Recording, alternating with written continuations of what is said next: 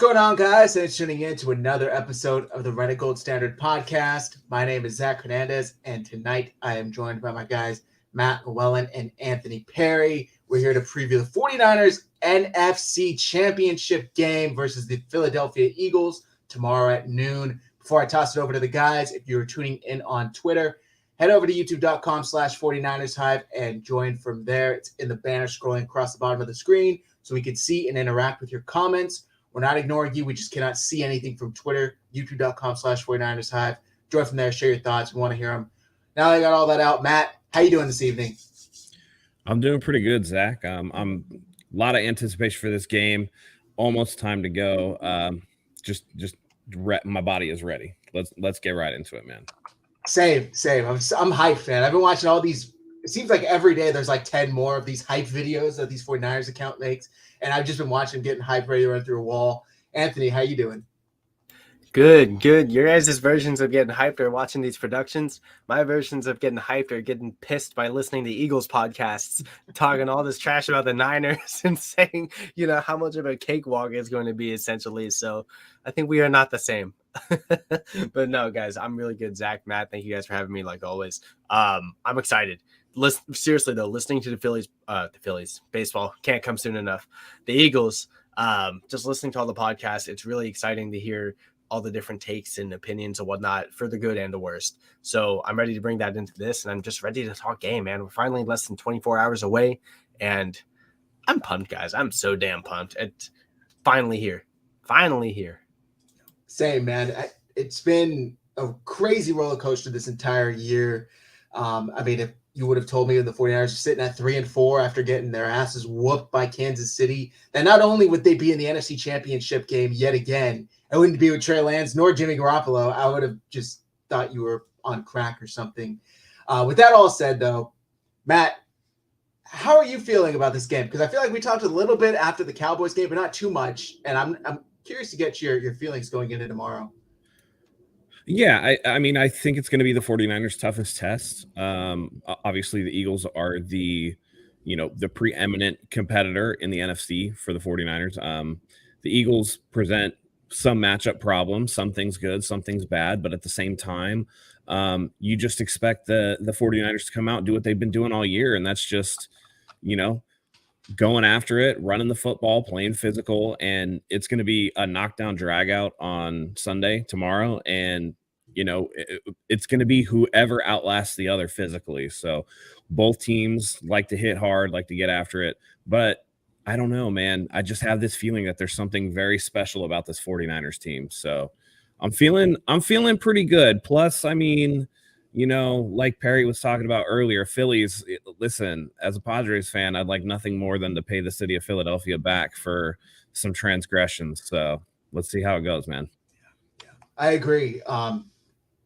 It seems like, and Perry, I'll ask you about this. Maybe I'm wrong, but all I've heard this past week after the 49ers game ended was experience versus inexperience. Jalen Hurts, he's somehow, according to these national, talking heads and the Philly radio station hosts, extremely more experienced than Brock Purdy, and that inexperience of Brock Purdy is going to hurt the 49ers. I'm seeing it a little differently. Perry, how are you seeing this whole experience versus inexperience conversation happening? Yeah, I agree with you, man. The most I can say, Jalen Hurts' big game experience comes from college. And he had to transfer away from Alabama to get more playing time. He goes to Oklahoma, succeeds. And then you come into Philadelphia, tough situation. And he's made the most of it, don't get me wrong. But let's also keep in mind, Brock Purdy already has more playoff wins than Jalen Hurts. So if we really want to go down that rabbit hole, we could. I think big game experience aside, between both of them go hand in hand. They obviously played each other in college. The big game is the big game. I think a lot of Eagles fans are just riding the hype, smoking the crap out of a overrated Giants team who had a lot of hype coming in. I'd give them their props too. The Eagles should have won that game 38-7. And if that's their big game to them and Jalen Hurts, then so be it. They played very well against a poor team. But we see time and time again what happens when teams run into the 49ers. It's a different experience along the defense entirely. And we'll talk about it later in terms of which team and which players have more pressure on them. But this is the biggest task for the Eagles, just like it's the biggest task for us. So I would say it's the big game for both teams equally. But to ride on the notion that Jalen Hurts has more quote unquote big game experience, I think that's just baloney. It really is. The guy's playing well. He's playing well in an environment he should be in. But to say that Jalen Hurts is having this big game experience this season, along with last season too, when he was a starter as well, point out to me any big games. He hasn't. He really hasn't. And the Giants, again, should have been a cakewalk. You can argue that playoff game is an experience because it's a playoff game. So there's that side. But again, that doesn't compare to the Niners at all. And I'm really trying to put our bias aside and my bias aside because the Niners have been a buzzsaw to teams all season.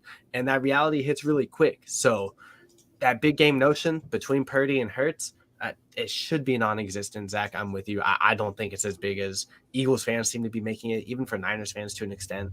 It's very dragged out. It's a story to try and pump up the Eagles. Matt has a lot of good takes on that, just trying to find poster board material. And you see what happens time and time again when teams try to use that to their advantage. So I've seen some Eagles fans saying that Eagles are underdogs apparently too. So it's like, it's all over the place, man. It's absolutely all over the place. I don't understand how the number one seed can be an underdog, but that's all right. That's neither here nor there. Yeah, listen, both started in college, many games. They played each other. That whole they played each other and both went off thing is like, does that even count? Because everybody's open in college, right? Oklahoma always scores points, and Oklahoma's defense sucks. So, Iowa State was able to score a lot of points, even though they're not, the typical Power Five. They typically are not a perennial powerhouse in college football. I don't know. Purdy is a rookie. He does have more playoff wins than Jalen Hurts. But I mean, he's still a rookie, so that has to be taken into account. Jalen Hurts went through a playoff loss last year to Tampa Bay in the wild card round.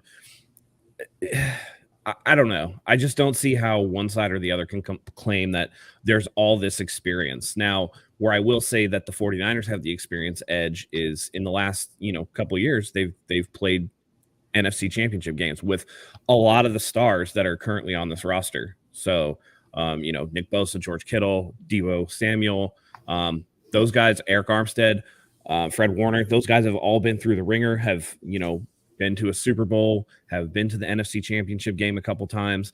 And that veteran experience, I mean, on the Eagles, Lane Johnson, that's about it. But the 49ers are cohesive as a team. And I think having that there can help carry Brock Purdy through. And even to a certain extent, Christian McCaffrey, because for Christian McCaffrey, this is the farthest he's ever gotten into the playoffs too. So you have a mix of a rookie quarterback, a veteran running back, some pieces that haven't quite been there before. But most of this roster was here last year. So those guys are going to be expected to pick it up for the 49ers. So overall, I think the 49ers actually do have more deep playoff experience than the Eagles right now. Yeah, not only that, but I saw Hug Fat Kyle versus Nick too. Nick Sirianni, I know he's getting a lot of heat and praise simultaneously for his behavior in that divisional round matchup versus the Giants. Looking in the camera, looking extremely cocky. Kyle Shanahan, somebody put their comment. Yeah, Chris, Kyle's 6-2 in the playoffs. Nick is 1-1. The Giants, which I tweeted out earlier this week, the Eagles have won a collective one playoff game over the past 2 years. And with how badly they got blown out by the Bucs last year, I would argue their point differential's roughly around 0 when you could, add both games together. So I don't understand this kind of cockiness. And I said to you guys earlier in the chat, they're acting like the game's only a formality and they're already on to Glendale, like, oh, well, we have to play this game technically, but it's already all, set in stone. We're going to beat the hell out of them and then we'll go on to play whoever wins the AFC Championship game. I think is quite hilarious considering the 49ers, ever since Christian McCaffrey arrived and B, Brock Purdy took over, have been blowing through everyone, even if not winning by 2 to 3 scores, physically dominating teams. So I think it's just a hilarious notion that the Eagles are just going to run through this game without any sort of opposition or pushback from the 49ers whatsoever. And maybe it is the inexperience that you guys are both talking about, that they really don't know what it's like to face a tough team and it actually be close. I don't know. I think a lot of the noise that we're hearing, it's disappointing from national media, but from the fan base in Philadelphia, I'm not surprised. I mean, they're going to say their team's going to win by 50 every time.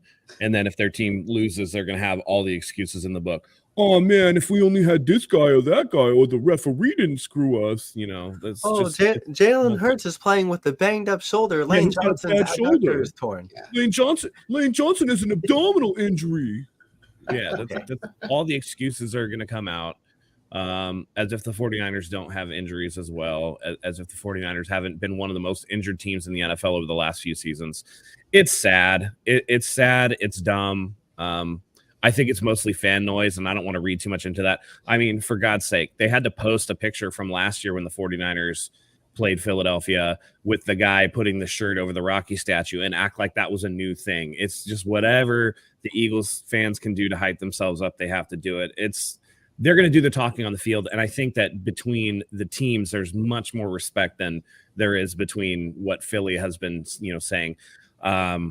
Which, by the way, the fact that they have their fans coming out and saying, like, hey, here's how you treat 49ers fans at Lincoln Financial Field, bro, like, it's football. It's the most, like, classless thing I think I've ever seen. Like, I tweeted out earlier, like, I'm getting strong, like, I go home and punch a hole in my wall vibes from Eagles fans, because that's really what I'm getting. Like, I saw somebody, a mom. It's going to look a lot like Cowboys fans, but the TVs will be smaller. Yeah. I saw a mom being interviewed with her baby, and literally all of the replies were like, this lady has no idea what she's in for. This is not a family-friendly environment. I would not take my – it's like, what are you guys, like Vikings? You could, like, literal Vikings, not the fans. You're going to go and beat a woman and her baby to death because she has a Niners jersey on? Like, it's extremely classless, and they're just, like, embracing this weird, trashy stereotype. I don't know They why. love being the asshole, and I don't understand why you would want to hang your hat on that. I mean, as a general rule, that's not a particularly nice thing to be. So, I don't know, man. I think that the fans themselves, I really just – what I would say is I hope that there's no serious incidents at the stadium, although I think that might be wishful thinking. Everybody got to chill out. At the end of the day, no matter what happens, it's a game. And I think that we out here understand that far more than many. I don't expect Philly to be very classy, though, to be honest. Unfortunately not. I saw somebody talking about Elijah Mitchell, Matt. When we said this, you said right away, like, he seems to always be injured. I mean, he's played a handful of games, and I think this is his third injury this year. How concerning is that for you? Go ahead, Perry. Okay, I'll take it.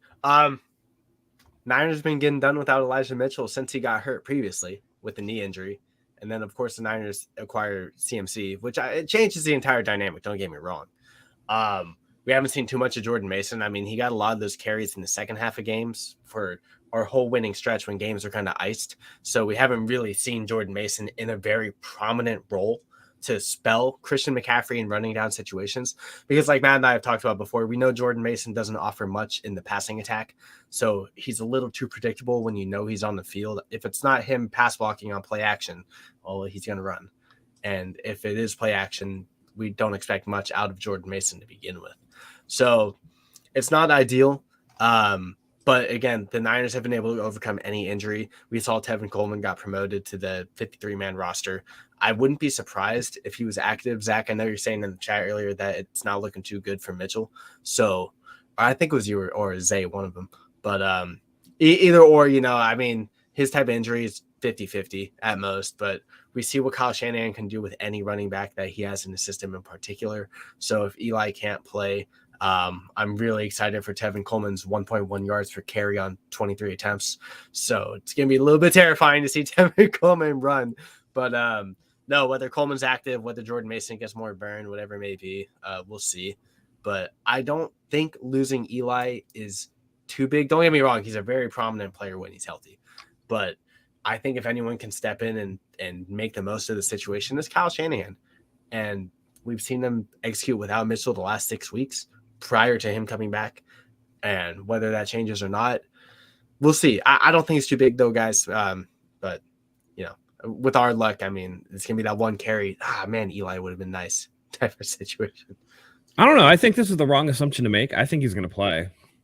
If he's questionable. It's not like a running back needs to be heavily involved in the game planning. He knows what he's supposed to do. I think that they're just going to play this conservatively, treat it. He'll come in and spell Christian McCaffrey when he can. Deebo Samuel's going to probably get a lot of catches. This is the time for wide back to come in and play a role. But it is unfortunate. I think that we're starting to get to the point where Elijah Mitchell, there was hope for him last year. Like, man, maybe we got our guys, late in the draft, another gem that we got. He battled ankle injuries last year. This year, he tore his meniscus his MCL, in each knee. So there were 2 MCL injuries. And now, less than 2 games back, he's already got, another injury. Running backs already have a short shelf life. And if he's this injury prone at this age, it doesn't bode well for the future. So that Christian McCaffrey trade does look really good at this point. And it's not going to be like it was last year where Elijah Mitchell goes out and we're left with Jeff Wilson Jr.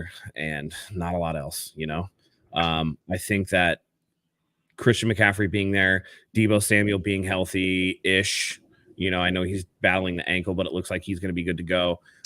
They're going to be able to run the football. And since Brock Purdy came in, I think Kyle Juszczyk has been getting a little more usage, which is also very helpful.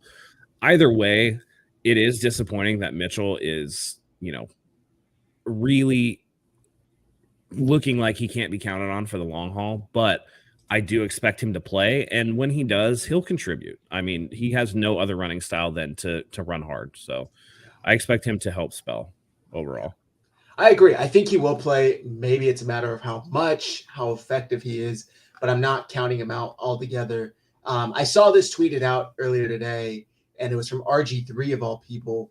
And I wanted to bring it up because when we first acquired Christian McCaffrey, I said on this podcast, I think he maybe accounts for 4 additional points. He turns a field goal into a touchdown. And he's been even better than that. RG3 tweeted out, Christian McCaffrey's impact on the 49ers has been monumental since his rival, the 49ers points per game has risen from 20.3 to 29.9. Now, I understand not all of that can be attributed directly to Christian McCaffrey, but still, this offense is just humming, and it's humming at the perfect moment. Christian McCaffrey and Brock Purdy. So shout out to him because that really is great. And what the 49ers have been able to do makes it very difficult for opposing teams to stop. I got ahead of myself, though. Let me get to this injury report. So obviously Jimmy's out. Christian McCaffrey cleared with dealing with that calf contusion, I think they called it.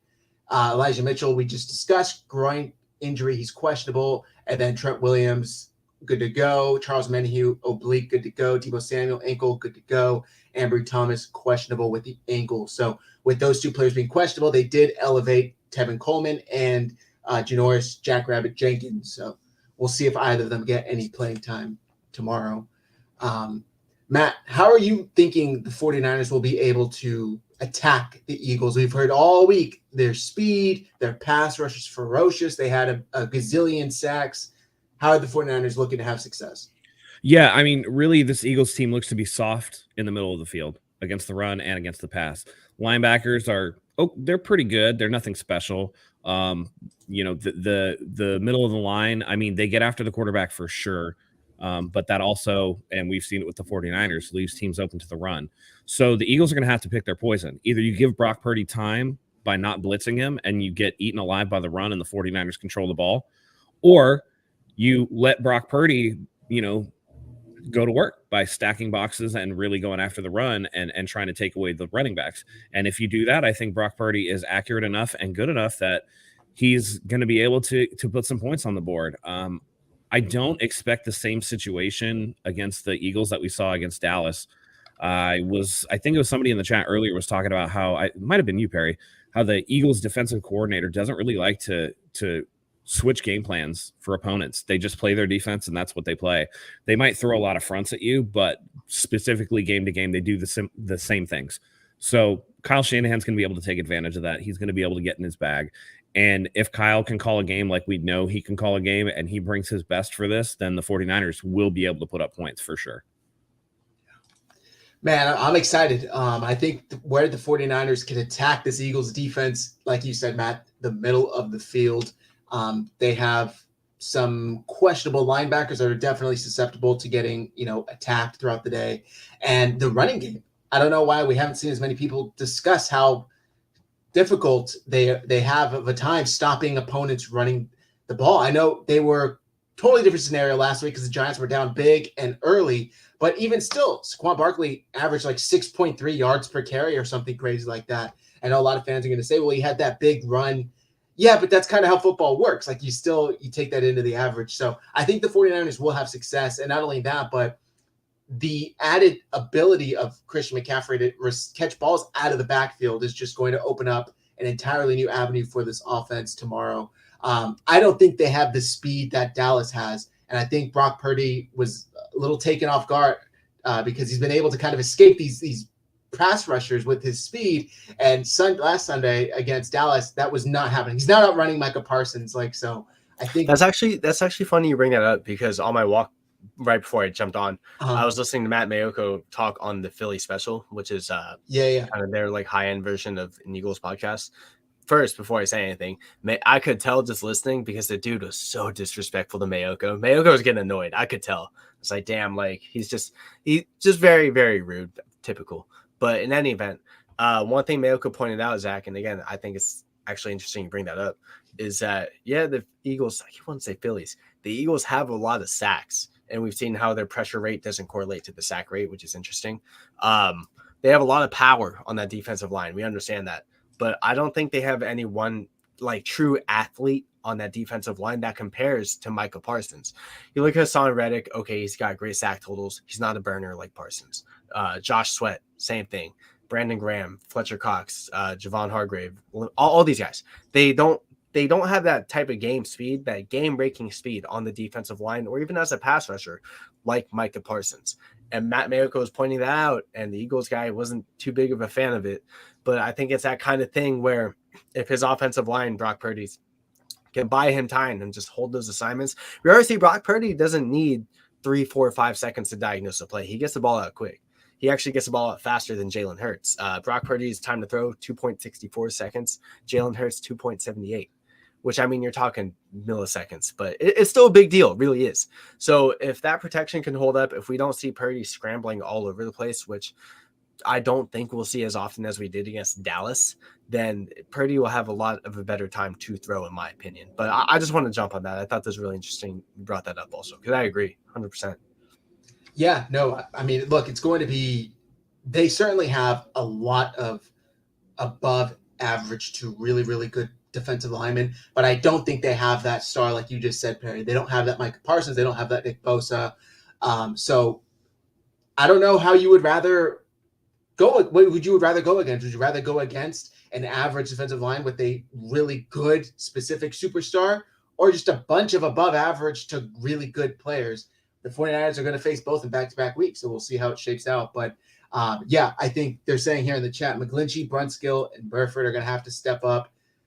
I really hope so, because Brock Purdy, as long as he's getting the ball out of his hands quickly, I think they should be okay. But we saw him take 2 sacks last week. Maybe we'll see something similar this week. But I don't know. For some reason, I know the Eagles, their defensive line is kind of, vaunted and everybody's making a big deal of it. I think the 49ers will be okay. I have this weird feeling. I think they'll be okay. I don't think they're going to take over the game. I don't think they're going to cause – what's up, Sean? Thanks for tuning in. I don't think they're going to, wreck the game, as a lot of Eagles fans are predicting them to. Yeah, and actually, shout outs to Mike Andrews, our boy from Nothing But Niners. He posted or retweeted the NFL account on Twitter showing the Eagles, saying they had 39 sacks in their last 7 games. And when you look at a lot of the drawbacks, they're like 7-step drops. Kyle is not going to call these type of plays. It's going to be quick hitters. We've seen it against the 49ers all season. How do you neutralize the 49ers pass rush? You get the ball out quick.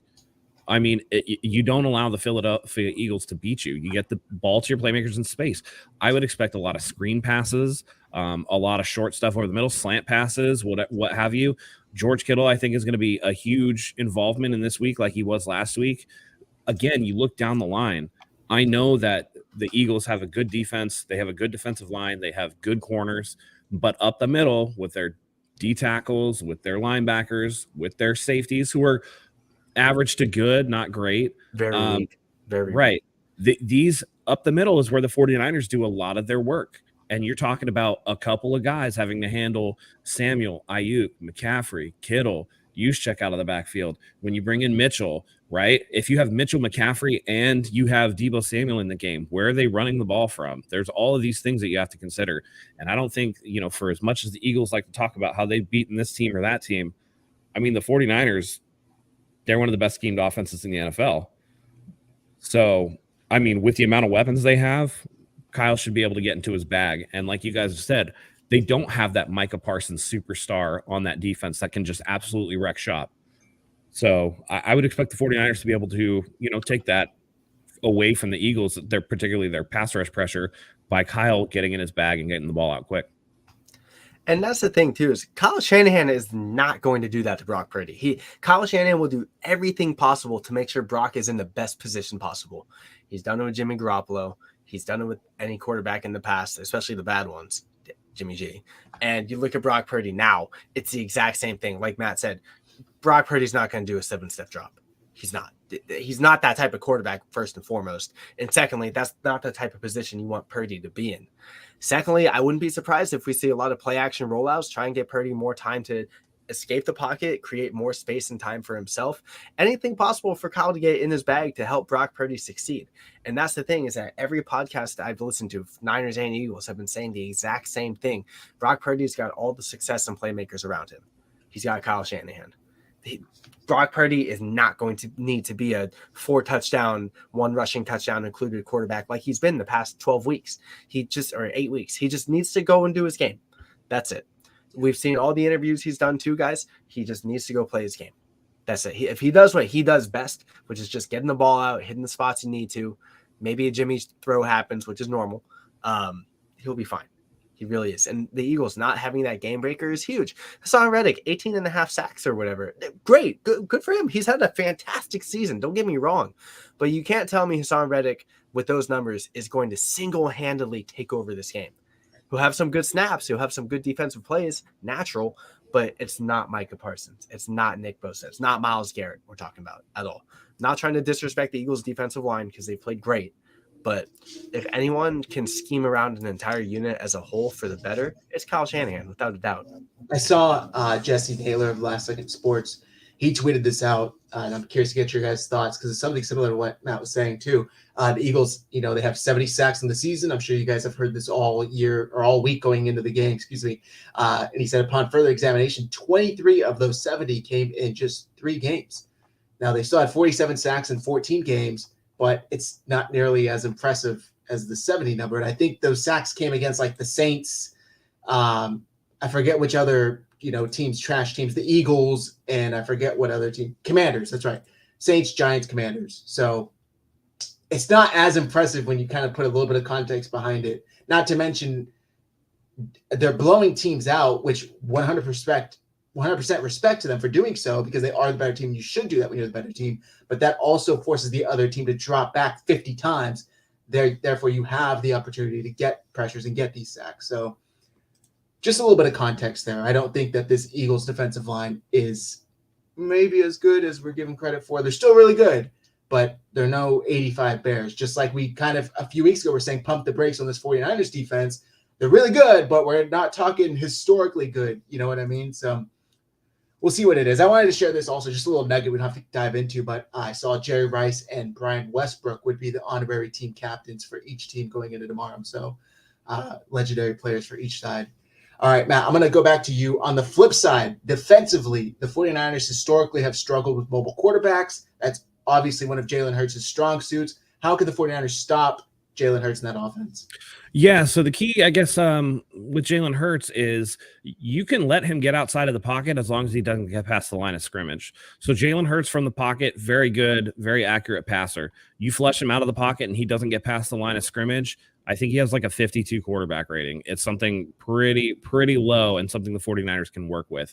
The edges, we see a lot of over pursuing from the edges. You're going to have to be a lot more careful than that. It's going to have to be much more controlled.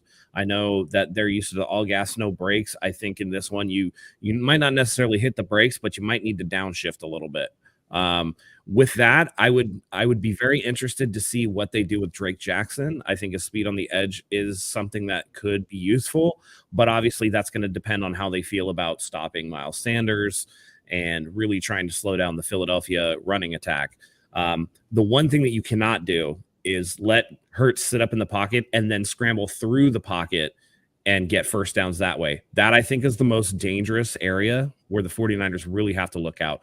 So whether you have Warner or Greenlaw or somebody spying Jalen Hurts, you have to account for the quarterback, because he is one of those quarterbacks that's going to be very dangerous in this league that we talk about each and every week. Why can't the 49ers stop a mobile quarterback? Why can't anybody seem to stop a mobile quarterback? If you don't keep tabs on him, and, really hard to do when you turn your back to the line of scrimmage, I would expect this week it's eyes forward, eyes into the backfield. Make sure you know where the line of scrimmage is, so that if he takes off past that line of scrimmage, he's fair game. And by all means, Jimmy Ward, Dre Greenlaw, all these guys, do not hit a sliding quarterback. Okay, we have to avoid the 15-yard penalty and unnecessarily extending drives. Get stops, get off the field, let the offense cook. Yeah, really well said. I was reading, an article from, is it Warren Sharp, the guy with the mustache? He has his website. Sharp Analysis. Yeah, Sharp Analysis. And I have it up here. He was talking about how the Eagles love to rush inside zone. And, their EPA is really, really high. They led the league in EPA for inside zone runs with 0.16. But the 49ers were fifth in defending running backs in the inside zone, and that most of the defenders coming from Fred Warner and Talanoa Hufanga. So just noting that they took really good angles on the inside zone plays, which, look, when you're not fast enough, you got to have the right angles. And apparently the 49ers this season have been taking the right angles. So that's really, really important. Because it can make up for the lack of speed, which this Eagles offense appears to have. Perry, I'm going to throw it to you. I'm a little nervous on the outsides. We got A.J. Brown, who's a dog. We got Devontae Smith, who's fast as hell. How can the 49ers contain this duo of receivers? I was kind of thinking about it, and one thing that's never really played into the favor of the 49ers is underthrown deep balls, especially for Deommodore Lenoir. We've seen that. And pretty much the entire league. I mean, it's almost an automatic PI.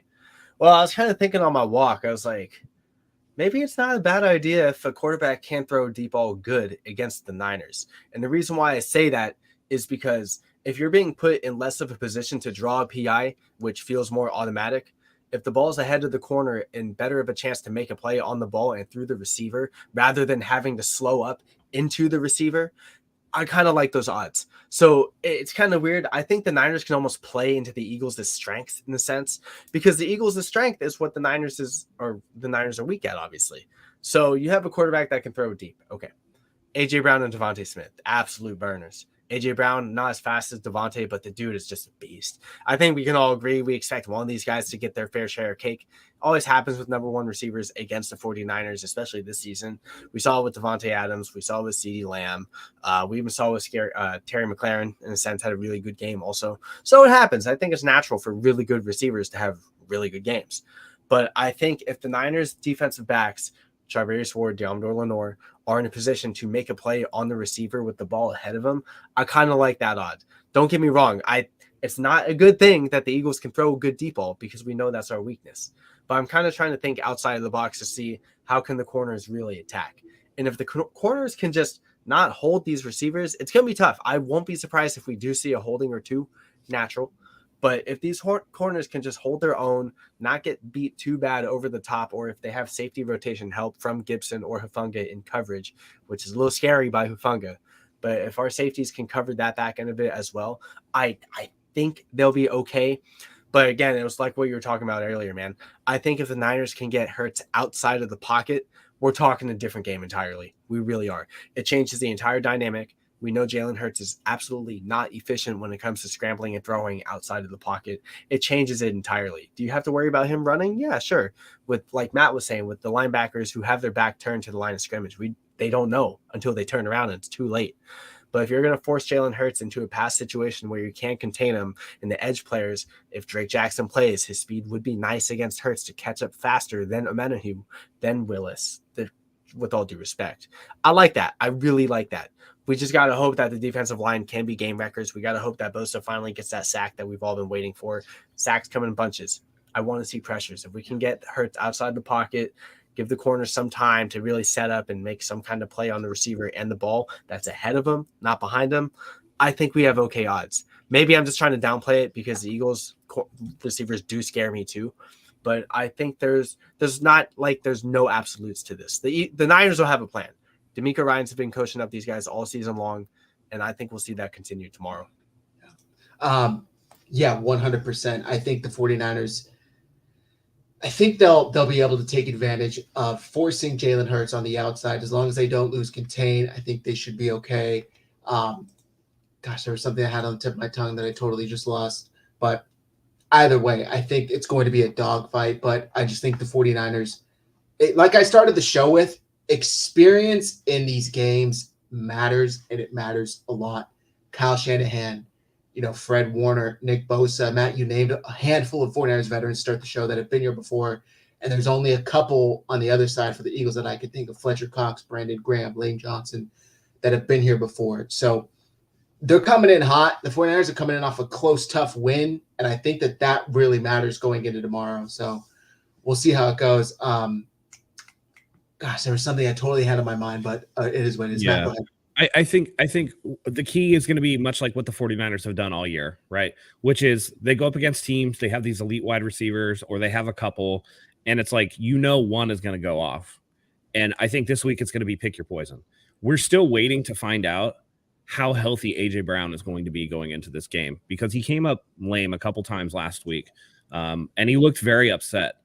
So the one thing that you can't do, and I think this is going to be somewhat towards the strategy, if you're going to pick your poison and a receiver is going to go off, the one thing you can't do is let Devontae Smith beat you in chunks, right? To get deep balls down the field, to really get behind the defense and give them quick scores. What I would do is really test how healthy A.J. Brown is going to be. Blanket Devontae Smith early and see what A.J. Brown looks like on those routes and adjust as necessary, because A.J. Brown is going to be the guy that he might be the chain mover, but he's going to be the one that's not just a straight up burner that can get behind all of these defensive backs. And if you have Mooney Ward, who's a little bit bigger as a corner, on A.J. Brown to begin the game, that'll go a long way in kind of seeing what they got.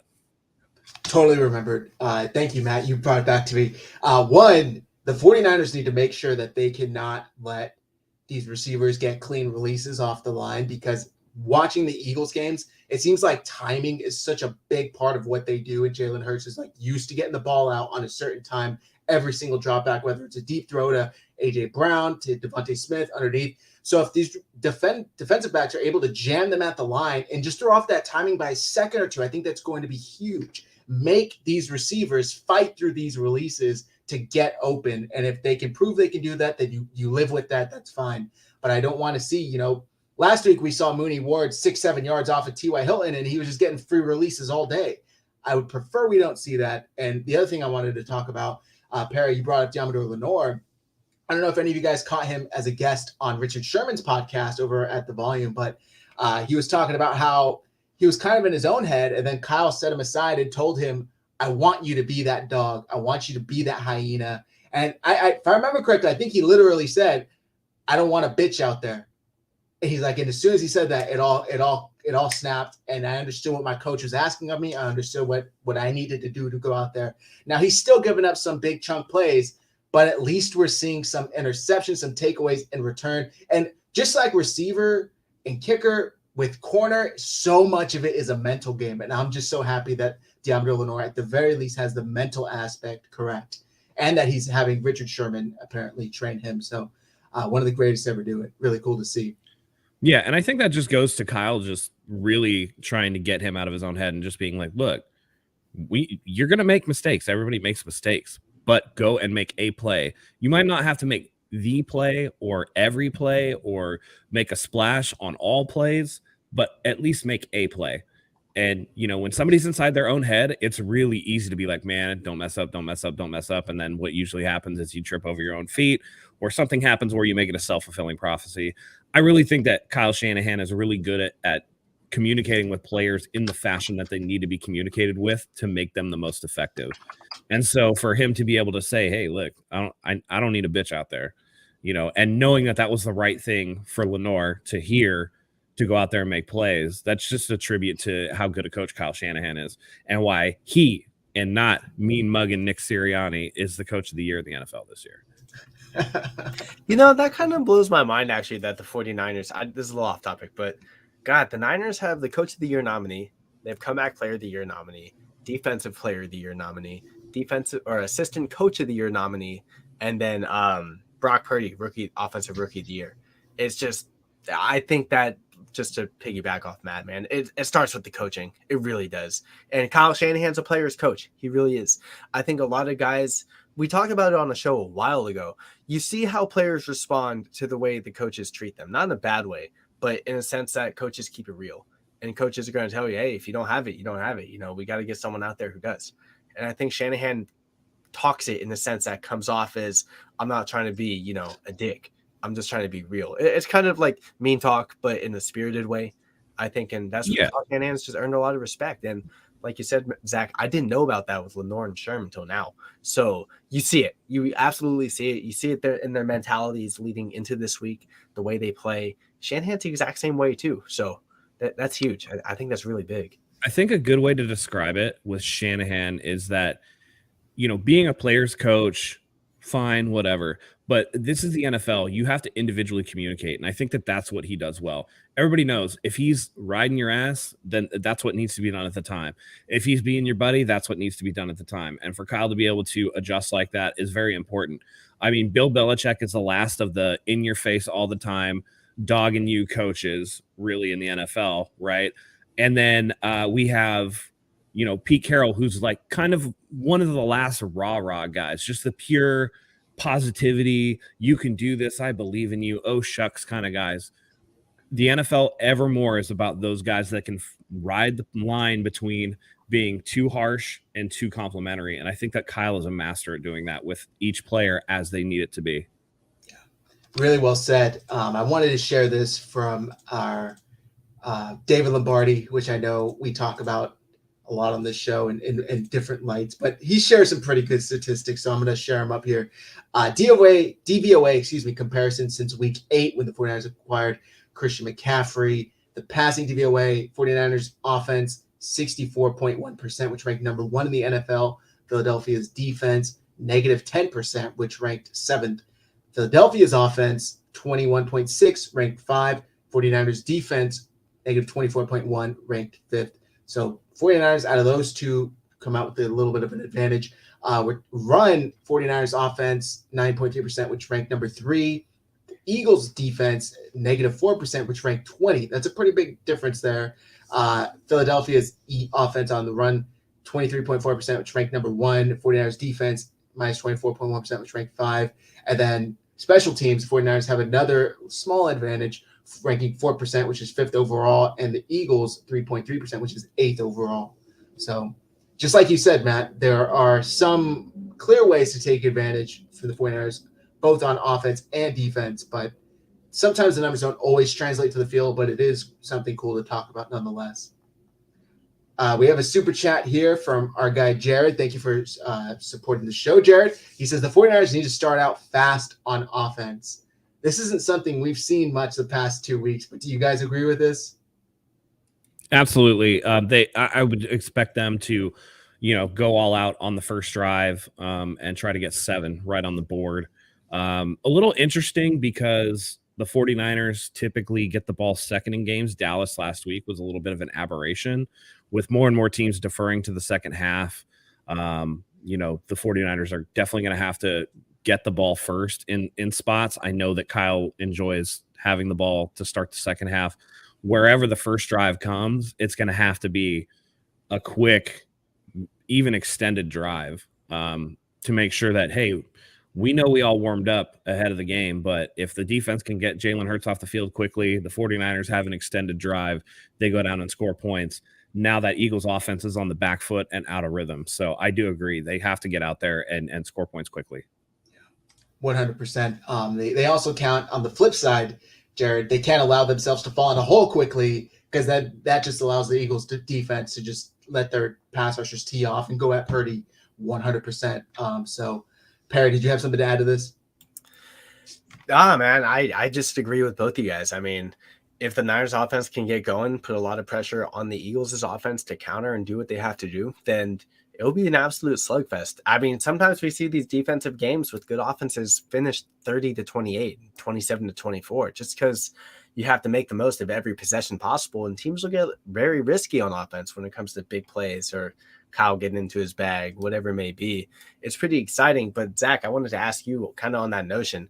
Do you think that this is going to be like a big clock control game for the Niners? Obviously, we want to see the run game succeed. That's the bread and butter for the 49ers. It's the bread and butter for Shanahan since he's become an offensive play caller. But with this kind of thing, and kind of Matt alluded to it just a bit, we obviously want to see the Eagles defense on the field more and more. And we've heard the story that the Niners just wear down teams throughout the quarters. That's just how they play, especially being physical. I've kind of had the thought that the Niners have ran the ball relatively well. Oh, thank you.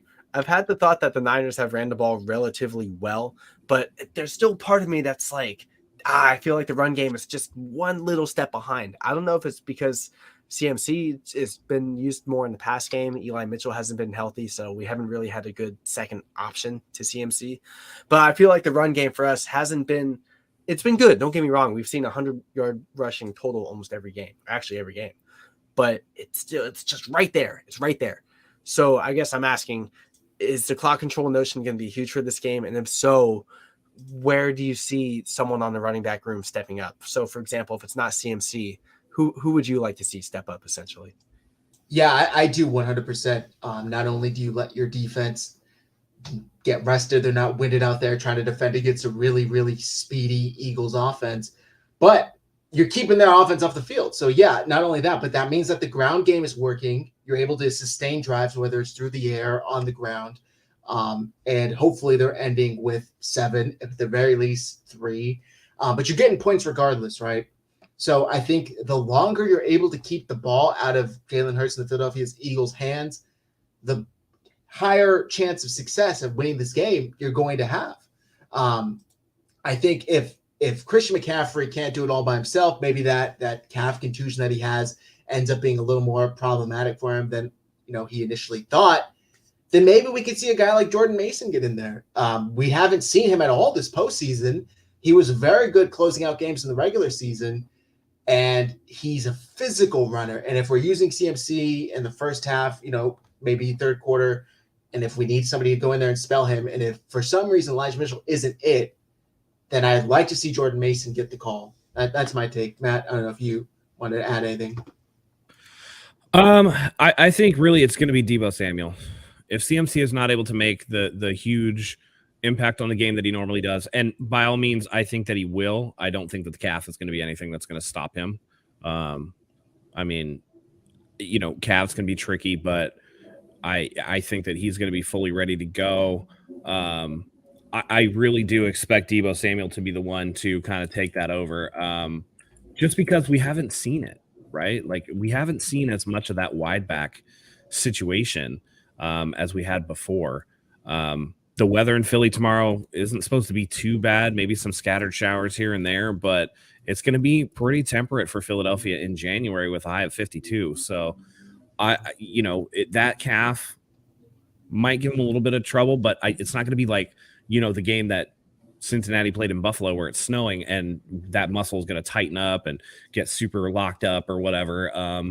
I think that Christian's going to be able to make it, but Deebo Samuel has to come out and be 2021 Deebo, at least for this game. I think that that's crucial and an X factor that the 49ers could potentially have and an ace up the sleeve if, Christian McCaffrey isn't, for whatever reason, as effective. And we've seen, I would say, this is the on-off scenario we've seen with Christian McCaffrey, where he'll have a monster game and then he'll have a game where he doesn't really do much, but then he comes back the next game and it's monster. We didn't really see a lot out of him. I know he scored the touchdown last week against Dallas. I would expect this one to be the monster game. Yeah, really well said. Matt, it's so funny you said Deebo Samuel because somehow my mind didn't even go to him thinking about who could step up in this running game. But last night I got home from the gym and I'm like, you know what? I'm going to turn on last year's playoff games because this year, every single game after the game for the following 6 days, I'm a bit of a loser. I just rewatch the game, right, as I fall asleep. So 2 weeks ago was the Seahawks game that I watched. I fall asleep up until the Cowboys game. This past week it's been the Cowboys game. I fall asleep. But I'm like, you know what? Let's go back to last year.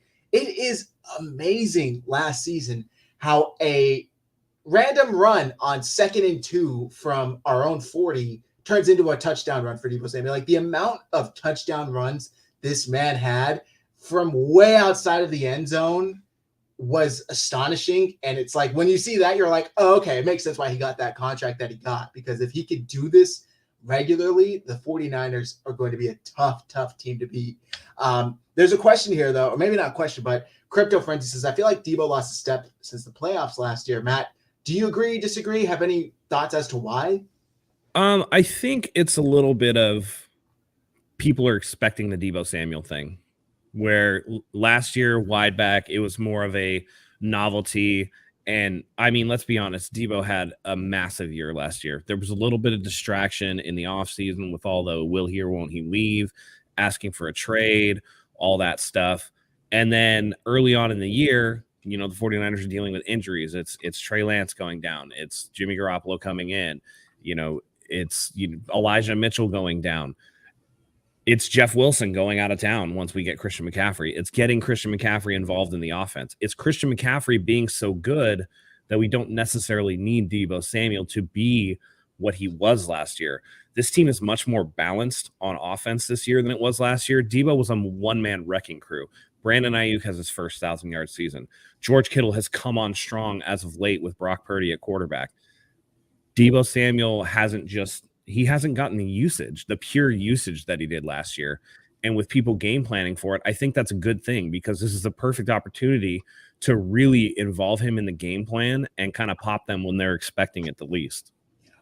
Really well said. Also, I think just kind of the emergence of Brandon Ayuk this year maybe lessened their reliance on Deebo Samuel. I know he was in and out of the lineup for the first half of the year with the injuries, but once he did come back in, I think Kyle Shanahan was like, I don't really need you as much as I thought I needed you. Like, we could kind of spread the ball around a little more, especially with Brock Purdy being able to sling the rock to the outside of the field, which wasn't something that was really possible with Jimmy Garoppolo. But with all that aside, he still would be much appreciated to add his little own, twist to the running game. I want to read this the way I think this comment is intended. Eagles fan, get ready. Your Kleenex, because your Eagles is coming to a close. Sorry, I read it in my mind. So sorry, I just had to read it. No, hey, that was pretty good. Thank you. CFC Mitch and Deebo. All right. Mint Diggity, Eagles fan, says 10 to 15 miles per hour wind tomorrow. 50 degrees, but kicks will be no gimmies. Seems similar to Santa Clara, actually, this time of the year. Yeah, we saw the swirling winds in Santa Clara before the Cowboys game. I mean, they were blowing all over the place. So you're right, and that kicks won't be a gimme. But at the same time, what we hope for is that the 49ers are scoring touchdowns. So yeah, that's the thing. Are field goals failures for this kind of game? Where I personally don't think so, because I think the Niners are going to need to make the most of every possession possible. And yeah, we like touchdowns, but at the same time, you had everyone absolutely complaining about the first half ending against the Cowboys in the way Shanahan managed the clock. And people are saying, oh, the coach is scared. He didn't want to turn the ball over, blah, blah, blah. I don't blame him. Did we not see how the game was going? If that ended in a turnover and Dallas gets a touchdown, or even a touchdown right before the Dak second pick, it's 13-6, and it's an entirely different game where the Niners barely move the ball. So you take the points where you can get them. In this game in particular, where you do have the chance that the Eagles offense can and may pop off, where we do want touchdowns, do we want field goals? I mean, obviously that's not the first choice, but if it comes to the point where a field goal is the best call, are we okay with it? Do we trust Shanahan in that? I think points are points, and you always want to take points. And right. I mean, we'll find out later when we do the predictions, but I mean, this game is going to be one of those last second field goal type games where all points are at a premium. These, again, it's really weird because both of these offenses are really good, but also both of these defenses are really good. And it's a toss up into what you're going to get. Are the offenses just going to show up and overwhelm the defenses, or are the defenses going to win the day? That remains to be seen. I think either way, it's going to be close. If it's whether it's a shootout or a defensive slog, I'm kind of leaning towards offense winning the day just because the 49ers had, a very hard fought win last week. I think the offense is due. They seem to, again, go every other game. It's like, all right, either it's like really good or you need a defense to kind of turn the ball over for you so that you can get those points. Field goals are very important. I don't think that it's necessarily a loss if you take them. What I don't want to see are those, coward punts when, Shanahan, because it's going to be windy. We know that Shanahan, because Gold is not exactly a boomer with the kicks, that there could be a situation at the 39 on 4th and 1 where Shanahan might try to draw him off sides. What I don't want is for him to not go for it in certain situations. Being selectively aggressive is not a negative thing in these type of games. At the 39, I mean, the difference between, taking 5 yards or whatever, and then maybe, what if Wisnowski boots it out of bounds? Is the 19 yards really worth the give up? So those are the type of situations that I want to watch out for. And those are the ones where rather than taking a field goal or, maybe going for it on 4th down, if you do the, I can't remember what the site is, but there's like a Twitter account or something that grades like surrendering on punts. We don't want to see the surrender punts. That's all I'm saying. The surrender index, I'm pretty sure is what it's called. It's pretty funny. It's a great account. I love seeing it. Yeah. I see Shanahan on that thing quite a bit. Just want to shout out how solid Gold, and I'm knocking on wood right now, has been in the postseason in his career. So I think I agree with Matt. Yes, we don't want to see a Zach Taylor special when the 49ers played the Bengals last year, and for some reason they were kicking it like crazy when they were moving the ball with ease. They could have probably won that game if the Zach Taylor decided to go for it a little more. But at the same time, just be smart about it, and I think points may be at a premium tomorrow. So if that's a decision, I think it's the right decision, but we'll see. I just don't want to come out of that game looking like a bunch of cowards because they were afraid to risk it. You know what I mean? All right. We're going to be starting to wrap up the show soon, but I don't want to go just yet. Anything you guys want to talk about, anything I haven't covered before we start in, offensive, defensive MVP, final score predictions. And before I toss it over, we got like 140 people in here. We got way less likes than that. So hit like, hit subscribe. Even the Eagles fans in here, I appreciate you guys tuning in. I hope for nothing more than a very, very good game tomorrow. Best of luck. Hope nobody gets hurt on either side of the ball. Anything you guys want to talk about that I forgot to mention? I think we covered everything, but just coaching experience is huge. I really don't think that should be understated at all. Kyle Shanahan has made the championship game 3 out of 4 years with very mediocre quarterback play.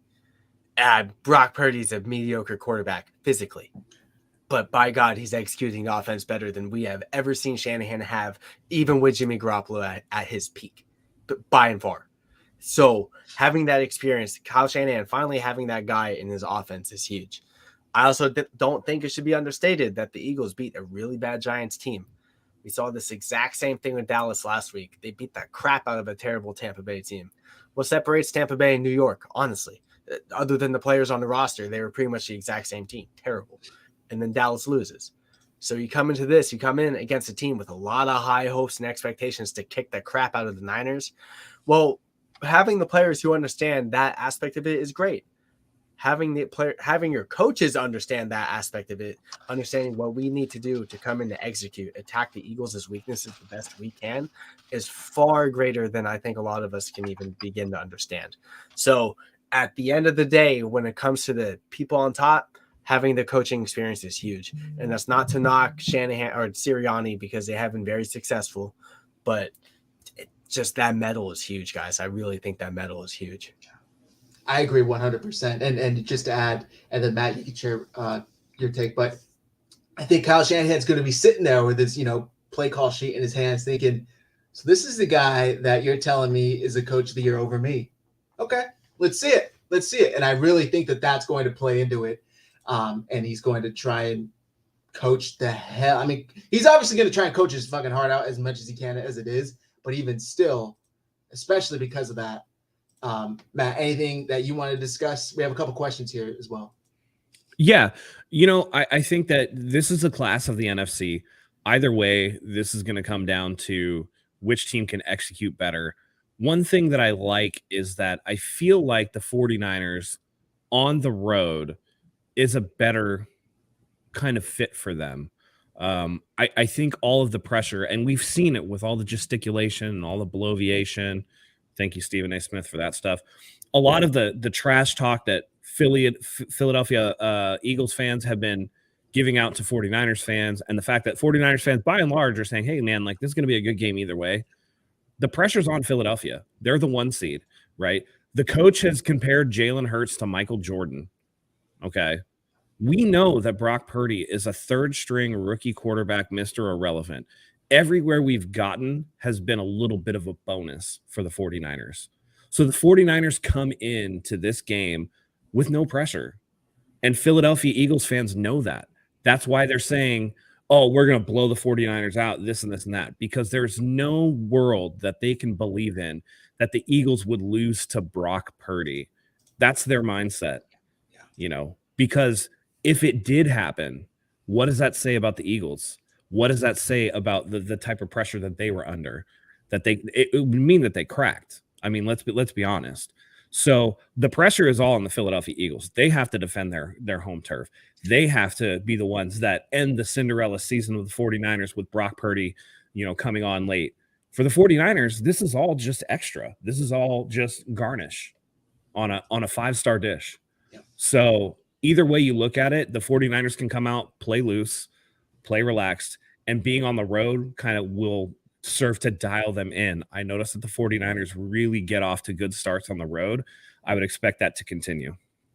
Yeah, I think that it's a little bit premature, and I think I either shared this in the group or tweeted out earlier this week. Like, I think we're crowning the Eagles a little too quickly here. I understand they had a fantastic season, and I'm not taking anything away. Jalen Hurts likely wins MVP if he stays healthy, but that's also part of the game. You have to stay healthy. So it comes and it happens to anyone, happens to Patrick Mahomes. He just got hurt. So, but it's a little weird how, and I started the show saying this, and this is mainly fans, I understand that, but acting like this game is nothing more than a formality. And once they win this game, they'll go on to the Super Bowl. It's like, well, let's just take a deep breath.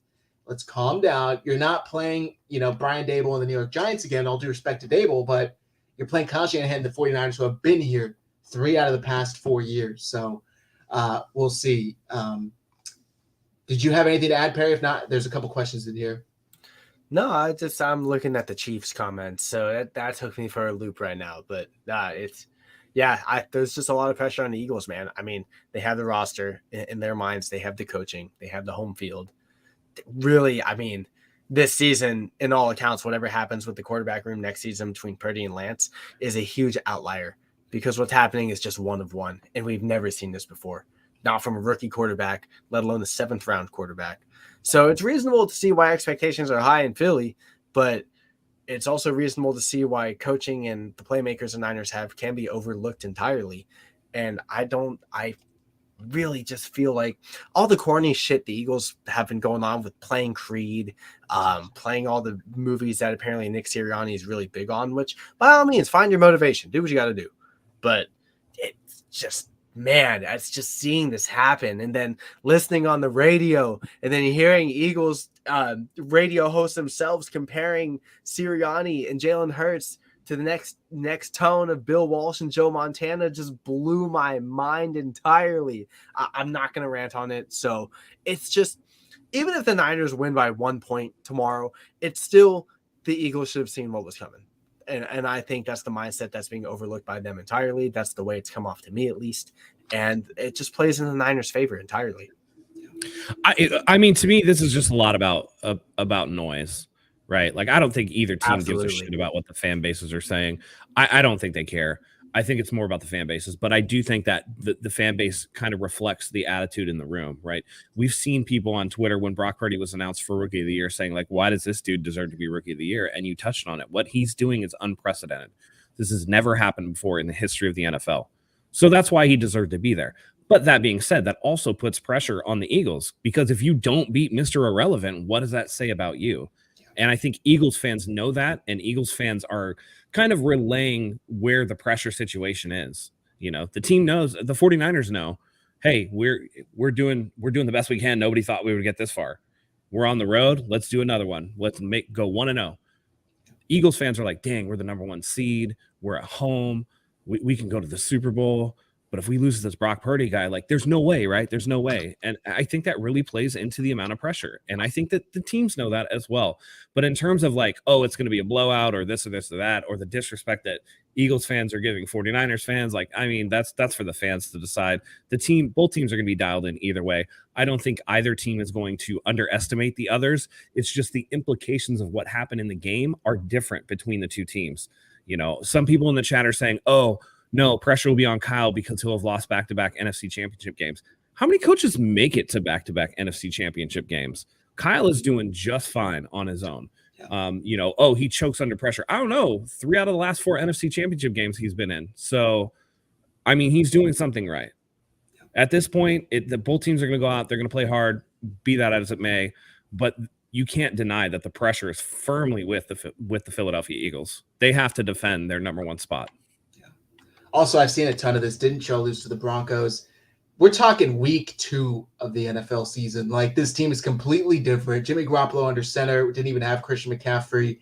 Like, we can go a lot more recent than that if we want to talk about the Eagles' losses, including to the Washington Commanders with Taylor Heineke under center. It's dumb chatter. That's really what it is. Like, it's dumb chatter. But, yeah, and I just wanted to add as well, look, the Eagles got out to a crazy start. When the 49ers were 3-4, they were 7-0. Then they went like, I don't know, where they go 10-0 before they lost a game. They won a crazy amount of games before finally losing on that Monday night to Washington. As we go into tomorrow, the Eagles are 15-3 and the 49ers are 15-4. Listen, I don't understand why people feel the need to go back all the way back to week 3. Like, that's old stuff, man. That's girlfriend crap right there. When your girlfriend brings you did like 3 years ago. That's what that is. Stop being a girlfriend. Yeah. All that matters is tomorrow. That's all that matters. 1-0. Go 1-0. Exactly. That's exactly. It's going to be a good game. Like I said, if you guys have any questions, please feel free to send them in. We'd love to answer them. Whatever fan of a team you are, it's all good fun here. We're all talking about the game tomorrow. But there was one here that we got earlier. And I'll get both your guys' answers. Let me see if I could find it. I can't find it, but they were asking if this team is better than the 2019 team. What do you guys think? Yeah. I know I kind of balked for a second, but yeah, I think so. And the sole reason why is the quarterback. I'm firmly set on that. The skill position players between 2019 and 2022, now you can compare. They still have the same star guys doing the same star things. Grown. Add Christian McCaffrey. Add CMC, obviously. The role players in themselves. I mean, you're going from Richard Sherman and Emmanuel Mosley in 2019 to Charvarius Ward and Diamador Lenore. So it doesn't feel like there's too much of a drop off. But the sole thing is the quarterback. It really is. When Jimmy G dropped back, it was like you held your breath. Even if he was cooking, you held your breath. When Brock Purdy drops back, it's, he dropped back, but then you see him scramble. And it's like, we know he's going to throw the ball away. We know he's going to do everything he can to not take a sack. That's the big thing, is that Brock Purdy can extend plays. He can make plays out of structure, sometimes when the situation calls for it. And Shanahan hasn't had that. It's huge. Has Shanahan changed as a coach from 2019? I don't think so. I think Shanahan, because like Matt said, he's 6-2 in the playoffs. He's doing everything he needs to do. That's what matters. Shanahan's formula is working. But now he has a quarterback who can step outside of his formula and really expand on that, especially situationally, is huge. So it's close, but I got to give the edge to Purdy over Garoppolo, man. As much as there's people who like Jimmy G, and I'm happy for what Jimmy G did last year and in 2019, but Purdy, we've seen it, has taken his offense to new heights. Thank Christian McCaffrey as well. Give him his props also. But it's who's under helm first and foremost. And I got to give that to Purdy. I would agree. I think that I'll take a different stance, right? You want both quarterbacks to distribute the ball and not make mistakes. And Brock Purdy simply does not make the level of mistakes that Jimmy Garoppolo does. Even without the extending of the plays, even without this or that, the fact that he can get the ball to his playmakers and let them work rather than having the opposing team being able to take advantage of gigantic mistakes. Now, we saw some throws last week that weren't characteristic of what he's capable of. But you expect those because of how he's adapted and overcome this season to kind of clean those up. And like I said earlier, I think the way to take the Eagles defensive line out of it is to get the ball out of his hands quickly. Don't give him a chance to have to scramble around and make those wild plays. Get the ball out on schedule and get it into your playmakers in space, and hopefully they make something happen. I think everywhere else, it's pretty close.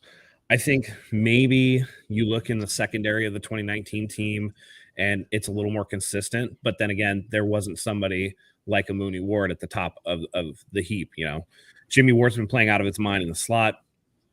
I think Nick Bosa has elevated his game even that much further and gets the respect now a little bit. He's actually getting the occasional holding call, which he did not in 2019.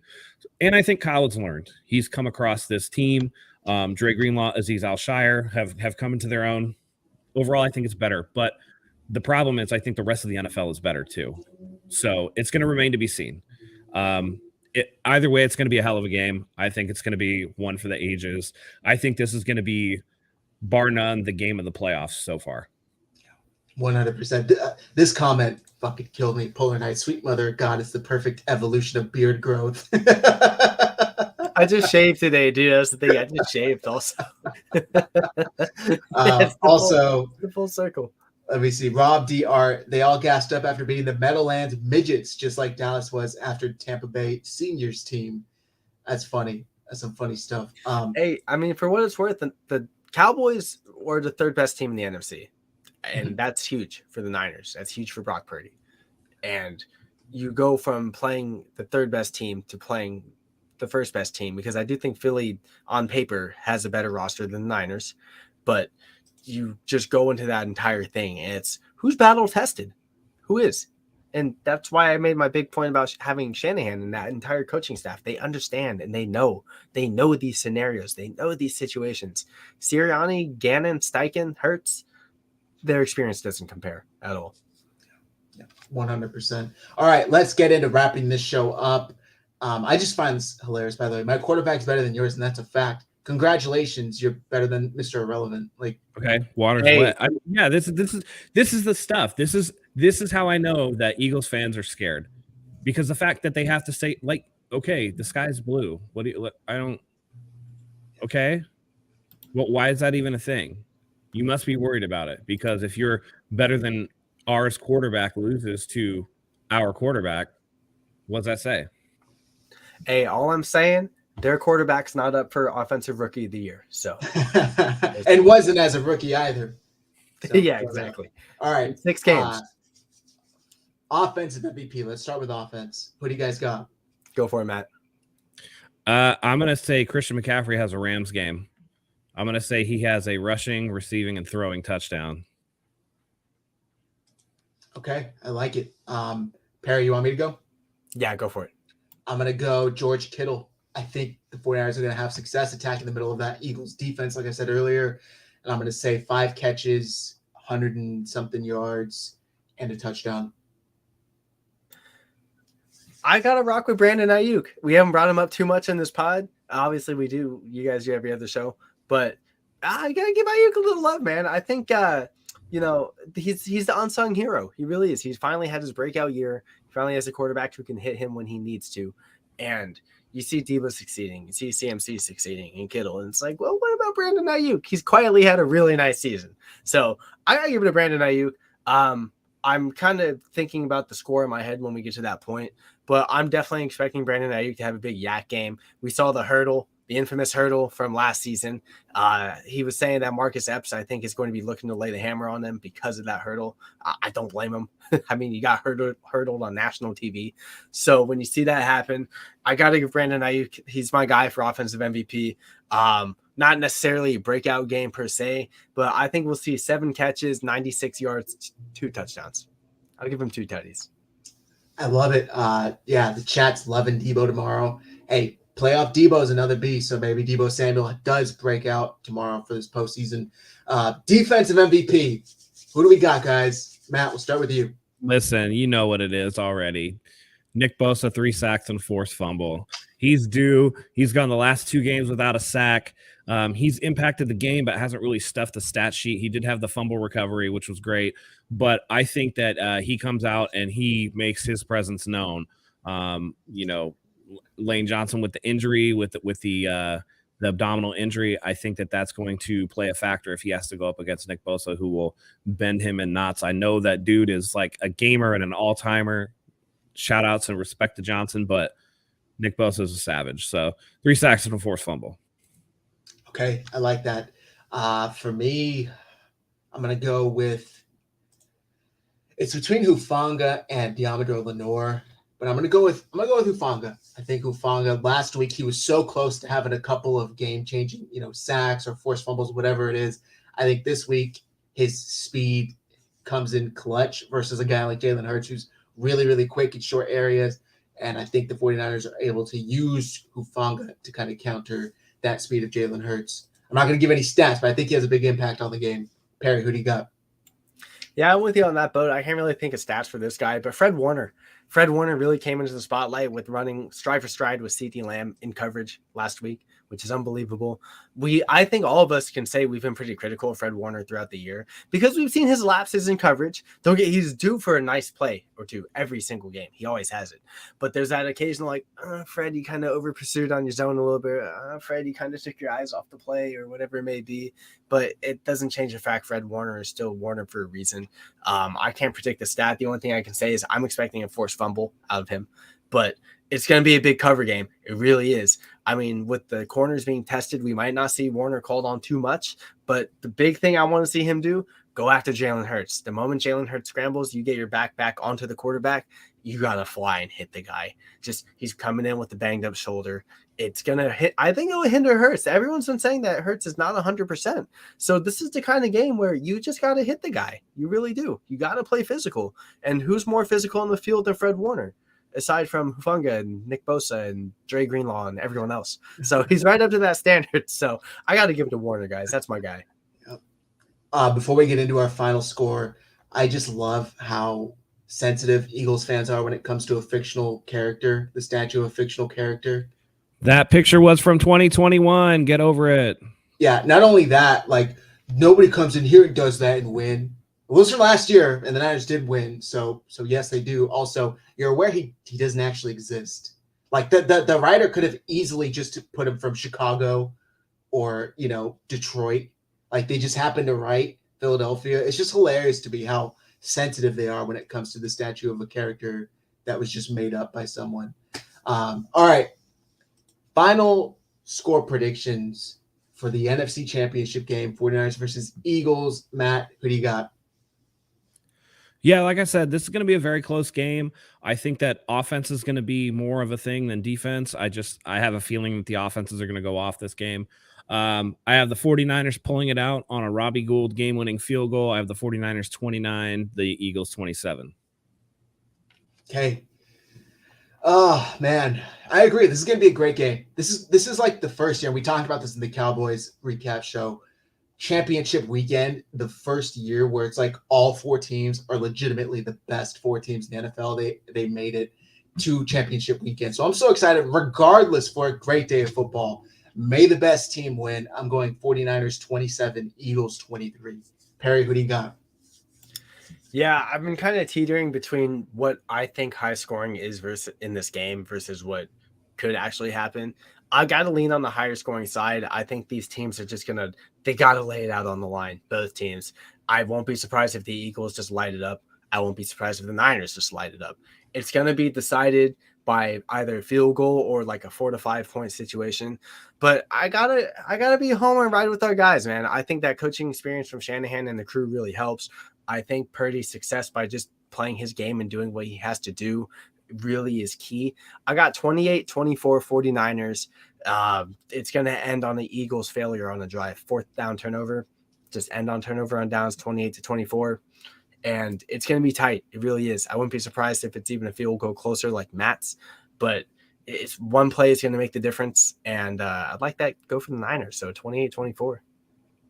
I love it, man. By the way, I don't think you guys have ever been in the link before. We beat you there last year. Hush, baby child. Yeah, it's quite funny too, just how every 49ers fan I've seen is like, it's either going to be a great game, either one team's going to win with a couple of points. Like 90% of the Eagles fans that I've seen are like 42-3 Eagles. Case in point, right here, 31-10. It's come on, hilarious. bro. It's hilarious. We'll see. And if y'all win, we're like, I don't know. It's such a different mentality. It's so weird, man. Yeah. Like they're really good. I mean, if you lived in a shithole like Philadelphia, I guess that then you just hang your hat on your sports teams. I'm gonna walk outside after the game and it's gonna be 70 degrees where I live. So I don't know. It sucks to suck, I guess. This is the type of game where I come away and it's like, yeah, not making the Super Bowl sucks.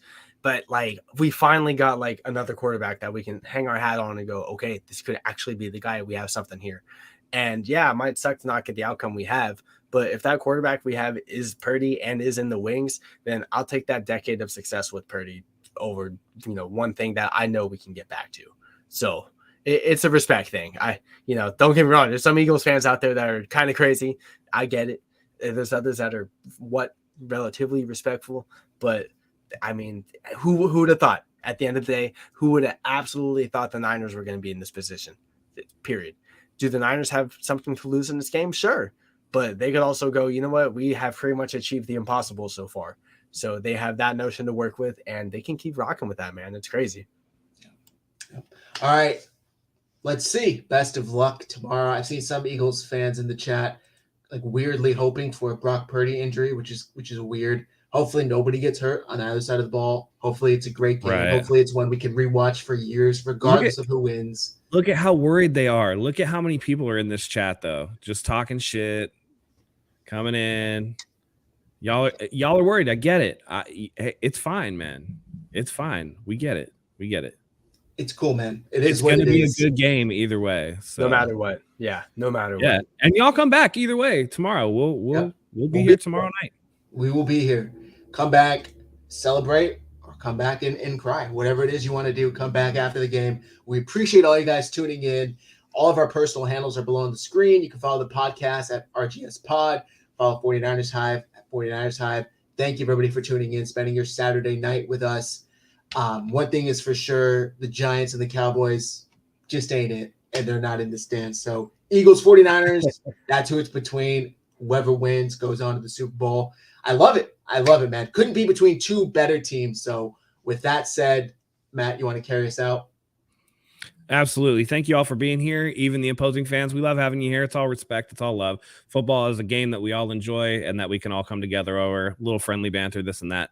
Let's just hope for a great game. We don't want a snooze fest either way.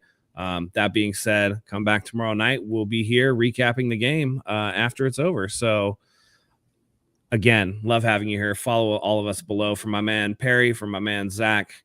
Until next time, go Niners.